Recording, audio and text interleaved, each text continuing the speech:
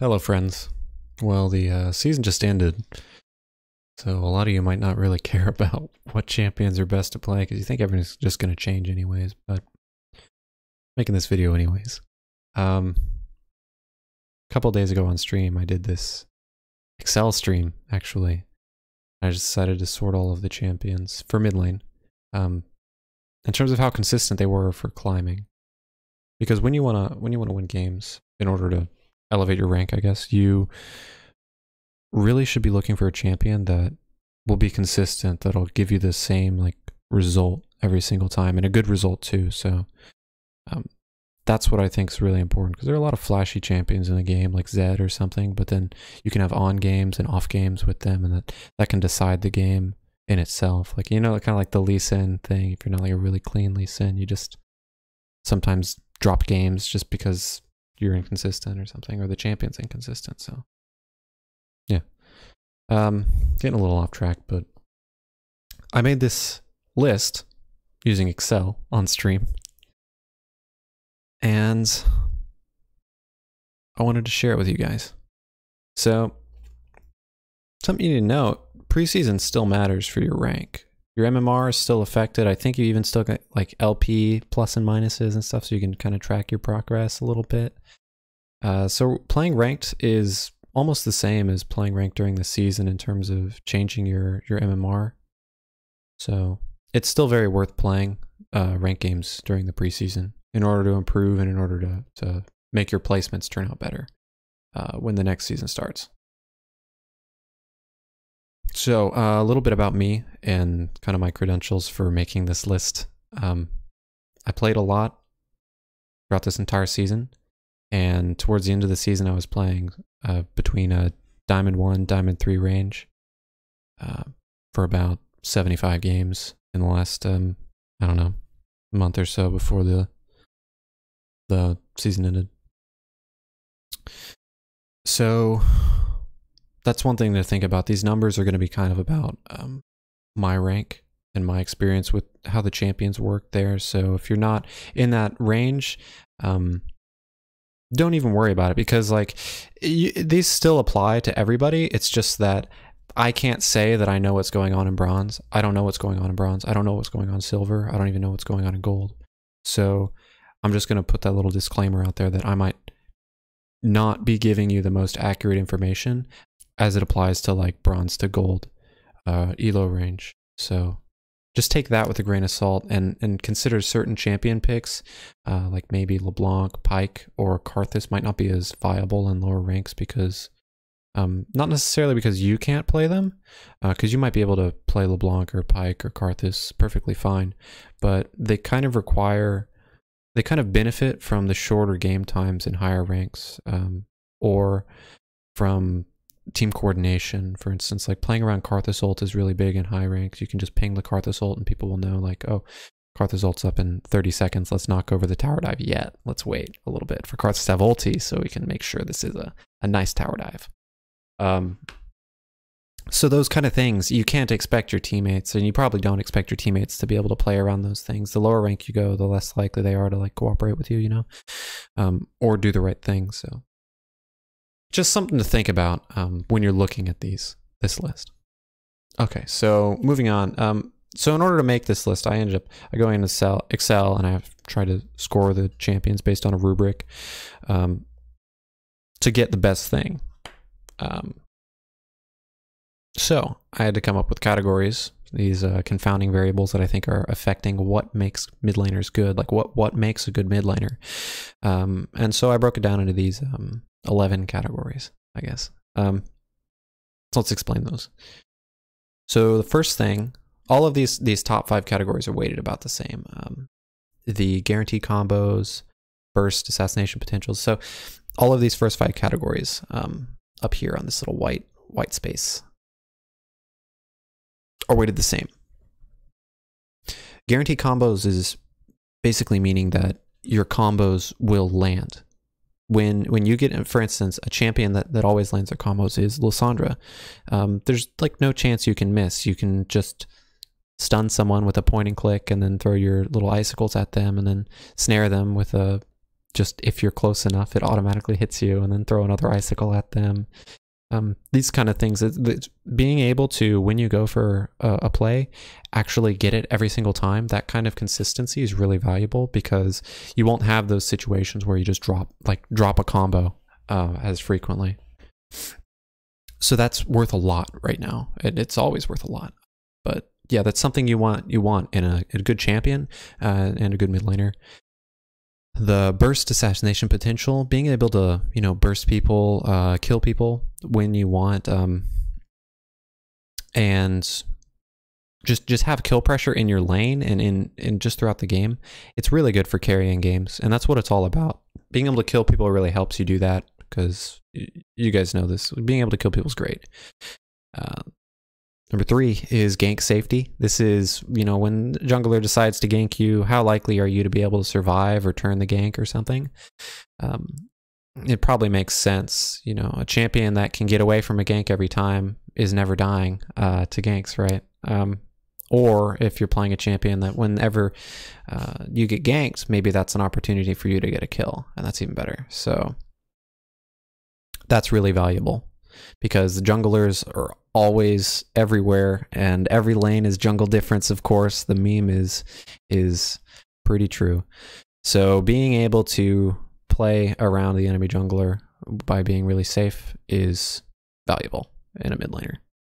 Number 4 is global pressure. This is basically like being able to take your lead and add it to other lanes, or being able to affect other lanes. If you're just stuck mid lane, even if you stomp your laner, you know, even if you just stomp your laner and kill him 3 times or 4 times or whatever, it don't necessarily win the game if your lead just stays in mid lane, right? If you're not able to, for instance, get your, but for instance, if you think about the other side of it, if you can kill your laner and then also like spread the lead around the map and get all 3 lanes winning, that's game winning. Like, it's game over, GG, forfeit 15. So that's really important, to be able to affect the side lanes or be able to like affect the jungle. It's just the global pressure aspect of it. It's very useful, and it's a super important thing in a champion in general, especially a mid laner who's in the middle of the map. So you're kind of expected to use that. And the 5th thing is gap closing, and gap closing is a little more confusing. There's the obvious side of it. It's like, how many jumps do you have? How easy is it for you to get on the target you want to kill, right? And the other part is for champions that just have really long range. It's more like, how big is your little sphere of influence? Like, how far can you affect champions? So for instance, like Xerath, he doesn't have any gap closers, but he has such a huge range that he can pretty much always get on the target that he wants to. He can always like hit his abilities on the targets that he wants to. So that's kind of what that category means. And that's really important, because it's just like that's kind of your agency overall in the laning phase, as well as kind of early into the mid game and all that. Okay, so onto the lesser categories. These are worth half the points, but they're still important. They still, you know, make differences between good champions, bad champions, and to not put them in there is not going to make the list as accurate. So there's crowd control. It's kind of obvious. You might think it's a major category, but it's really not, because there are plenty of champions that don't have crowd control that are amazing for carrying games. Like Kassadin, you probably all know, has no crowd control, or Vladimir has no crowd control, and yet you've probably seen them carry games before really hard, and it seems insurmountable, the threat of these champions. So crowd control is not actually like super important, but it's useful. Pushing power, that's useful too. Just being able to push lanes is an advantage in itself, because you're getting tower damage, as well as you potentially free yourself up to move around the map. It's kind of minor, because generally, and this is kind of like my experience in ranked, you kind of want to pull the wave, or put it in, you want to put the wave in a position. You don't always want to knock it into the enemy tower. That will give you kind of like the immediate effect of just dealing some tower damage, but normally it's more effective to like either keep it halfway, or maybe pull it a little closer to you, like maybe at a 25% of the pushing through the lane, or maybe putting it at a 75%. or just keeping it 50% like halfway. There's normally a strategy that you want to go for that is optimal in where you put the minion waves. So pushing power is not actually super important. When it is really nice is if you can force the enemy laner out of lane, like if you kill them or if they get low or run out of mana and they have to recall, being able to shove the wave in really quick so they lose all the minions to the tower is really useful. But yeah, so that's why it's a minor category. It might seem like, oh, if you can just push, they can't do anything. Play Malzahar every game. Like, that's really not the case. That's why people aren't playing Malzahar to climb. They're playing it just to be autofilled, you know. All right, so sustain. It's a minor category. Just how long can you stay in lane? You know, if you can suck blood from minions like Vladimir and just heal up your health all the time, that can give you an advantage in lane. Or if you're Swain, you got like the healing from your passive. Any number of things like that, or Atrox has a lot of sustain in his. So it's just being able to, it's an advantage, but it's not super important because you can always just recall. If you wanted to, you can just take teleport too. You can just take corrupting potion, use all 3 of your corrupting potion charges, and then just recall and teleport back. And now you got 3 more corrupting potion charges, and you just, you know, refilled your health on base too. So it's not a huge deal, but it matters sometimes. And then difficulty, of course, kind of might seem obvious. Like if the champion's hard to play, then they are less consistent, and if they're easier to play, then you're more likely to be able to do the right thing and go like make the plays you go for work out more often. So, yeah. Then 10 and 11 are little sort of like 2 sides of a coin. Teamfight agency is more like when everybody's grouped up, how much control do you have over what's going on? You know, because some champions have to just like sit there and wait, and they don't really have much they can do. Like think like a Zed in a team fight. They've got to wait for everybody like blow their stuff before they can do anything. And they don't really decide the team fights very often. Whereas another champion, like a champion that really contributes team fights a lot, is like Lissandra, who can go in, use Aftershock, use her ulti, lock down key targets. Like she decides. She's an initiator. She's also like a peeler. She can do everything. So in a team fight, for instance, she has a lot more agency than a champion like Zed. And that's really useful. And then split pressure is like the opposite. Well, not necessarily the opposite, but like when you're in the side lanes in the 1v1, like a 1v2 situation, how much control do you have over that situation? If you're a champion with no mobility, like say like you're Xerath or something, like you don't really want to be on the side lanes. You don't have much control over what's going on. It's very easy for people to just like run up to you and kill you. But some champions really do very well in the side lanes. So those are the scores. I think I spent a little too long on that, but yeah, it helps to just understand where I'm coming from when I score these champions, because all of these categories are ranked 1 to 3, and it got really meticulous in the actual like method of like what is 1, what is 2, what is 3. So there's really consistent scoring, and that's also just important because it's good science. Oh yeah. Well, that's how I got these champions in the list. The list you see in the orange, the yellow, and the red. So the orange is the ones that end up at the top. When you score all of these categories, you divide by the number of categories, you get a score, and then you sort by highest to lowest. And this is kind of the list you get. And of course, these are only the top 3 categories. I split them up into wherever like the scores look like they got kind of like jumps in the scores. So this is what you get. So the top 3 champions, Talon, Lissandra, Akali, they're in gold or yellow or orange or whatever you want to call it. Because they're like the god tier. They're like these are the premier mid laners right now, and everybody might know this. Talon, Lissandra, Ahri, they've been kind of superstars in mid lane for a little bit, but yeah, they're when scored by these metrics, they are really good, and I'll go in a little bit why. So Talon, generally his strategy is level 1, he just walks into the lane, he can rake the wave. He'll generally just rake the wave and get priority right off the bat. Level 2, he's got potential for solo kills. He'll just and then he'll just recall and get a Tiamat. Now he can push the wave as much as he wants. compare that when he's got solo kill pressure like throughout the entire game. He has pretty much the most mobility out of any champion because he can just parkour over walls and stuff. So he's got a lot of tools to carry games with, and that's what's made him like pretty much, he's been the best mid laner for at least like 5 patches now. So I don't expect that to change in preseason, not really. So yeah, Talon's number 1, but all 3 of these champions are pretty close. Lissandra, she's like the safety pick. She's probably the best autofill champion out of these 3. She just takes aftershock, and she's not killable pretty much. People can't find solo kills on Lissandra very easily. She also just has good burst on top of that, and she has lockdown as well as she can roam and she can push. It's just a good package to have in order to carry games. Ahri is she does just a little bit of everything. She can push. She has some pick potential with her charm, and she's got a lot of mobility.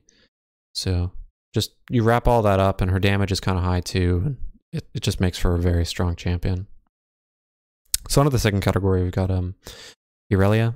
Irelia is just kind of crazy. She's a difficult champion, so also keep that in mind when looking at these. Some of these champions are pretty difficult, so they do kind of scale with the skill of the player. So consider that too. If you're not an Irelia player, it might not be the best idea to just pick Irelia because you see her at number 4 here, and and the top 3 are banned or something or picked. But yeah. So Irelia is just kind of crazy. She's got a lot of resets in her kit. She has mini gap closers, the ability to turn 1v2s, and yeah, similar to Talon, she can just get Tiamat and push the wave, and she just has a lot of options. That gives her a lot of power. She scales really well into team fights. She's a very good 1v1 champion, and that's just very useful. LeBlanc, she's a bully. LeBlanc can just walk in a lane and just start hitting you. She'll just walk in a lane, auto attack, and then jump on you, and then auto attack again, electrocute pops, and you just feel bad. You ever fight back on her? She just pops her corrupting potion. She's like, I'm sorry, you don't get to do damage to me. Level 2, she has that, unlocks her Q, and she gets even better trades. She's got just a lot of kill pressure. She's a ranged version of Talon in the early game, and that gives her, it makes her even scarier than Talon in my opinion. In the early game in terms of kill pressure, but she doesn't have like the ability to wave clear and really abuse wave clear like Talon can with his Rake and his Tiamat and all that, as well as she doesn't have as much mobility. So very similar champion, very high kill champion, but yeah, very solid LeBlanc. Kassadin is kind of slow. The only reason he's this far down because he ends up being probably one of the best, if not the best, once he gets going. The reason he's lower down, which he's not very low at all, but is because he just has a slow start. Talon, before he gets his ultimate, doesn't really have the ability to do much. He can farm, that's fine, but a lot of what happens in the early game is the junglers go for scuttle crabs, maybe they go for invades, maybe like the enemy mid laner goes to fight your jungler.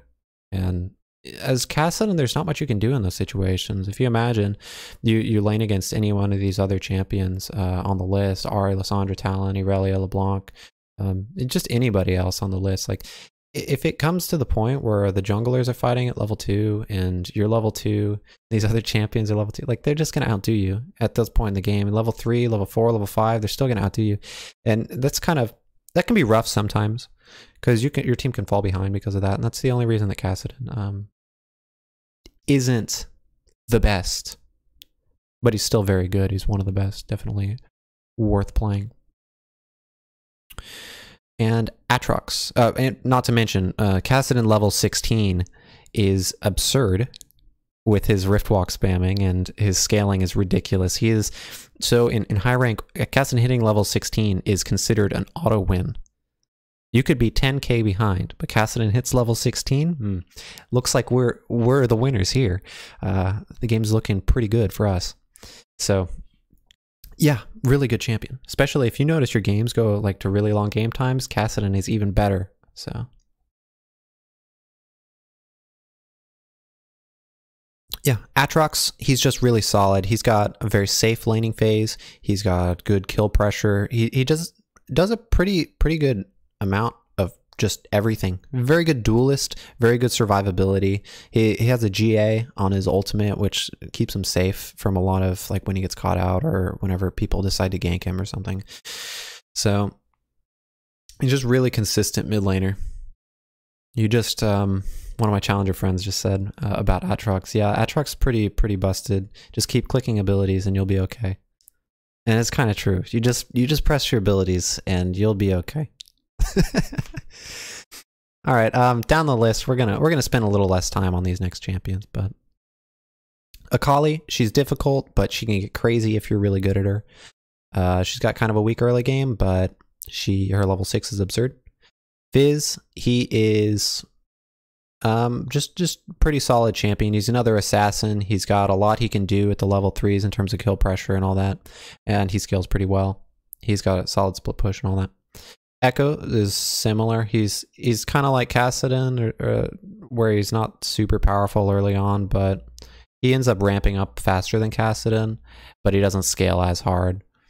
It's pretty much the best way to think of Echo, I'd say. Pyke might seem a little weird on the list, but he's actually, after these lethality Pyke changes, he's pretty absurd in the mid game. Like, he's pretty absurd as a mid laner. He's got pretty ridiculous sustain from his passive, as well as just his ability to get out of lane and affect the map is absurd. And just because he can get solo lane farm, he hits these lethality items, and he scales too well with lethality.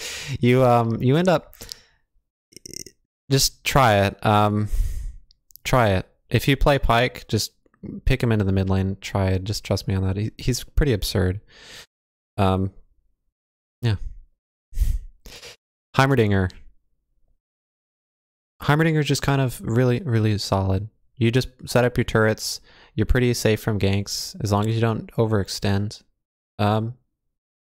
He's a simple champion to understand. He's got a lot he can contribute to the game.